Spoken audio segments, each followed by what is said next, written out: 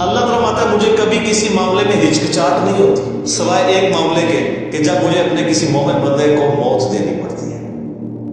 اللہ کہتا ہے میں بھی اس پہ ریلیکٹڈ ہوتا ہوں، کیوں؟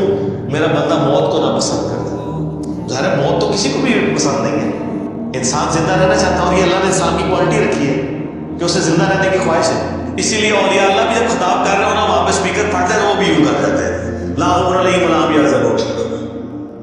یہ نیچرل اللہ نے کہا۔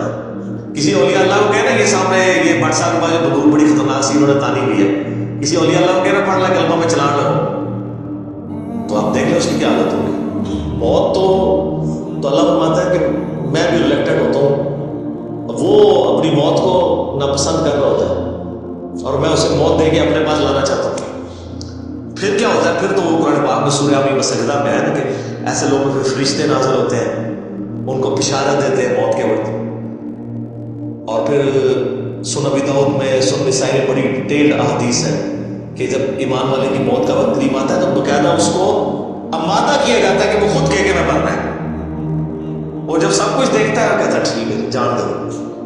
پہلے نہیں کہتا جان دو، پہلے کہتا کہ جان دو تو حضرت موسیٰ علیہ السلام تھپڑ کو مارتے ہیں اسرائیل کو۔ میرا وہ بھی کلپ چڑھا ہے بخاری مسلم میں حدیث ہے۔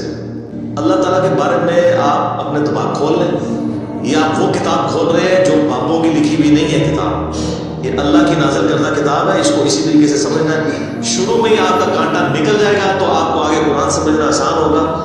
اللہ کے مزاج کو سمجھنا ہے اور یہ دماغ میں بات طے کر لینی ہے کہ بابوں کا خدا اور ہے اور کتابوں کا خدا اور۔ یہ آپ جو پڑھ رہے ہیں نا یہ وہ خدا ہے جس کا تعارف محمد رسول اللہ صلی اللہ علیہ وآلہ وسلم نے آپ کو کروایا۔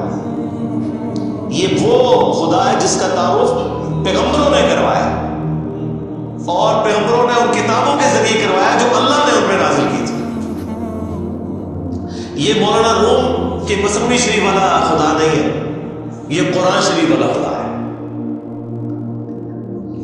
وہ کہتے ہیں جو مصنوی مولانا روم جو ہے وہ فارسی کا قرآن ہے، استغفر اللہ تو بلی ایڈیاں کہانیاں، ایڈے جھوٹ، اتنی انبیاء کی گستاخانہ واقعات اس کے اندر ہیں اور اس کو کہتے ہیں فارسی کا قرآن۔ سر فارسی کا قرآن وہی ہوگا جو قرآن کا ترجمہ فارسی میں شاہ ولی اللہ دہلوی نے کیا ہوا ہے، باقی وہ کہانیاں لکھتا رہے وہ قرآن نہیں پڑھتا۔ تو یہ ساری میں نے گفتگو شروع میں ایک آٹا نکال دیا۔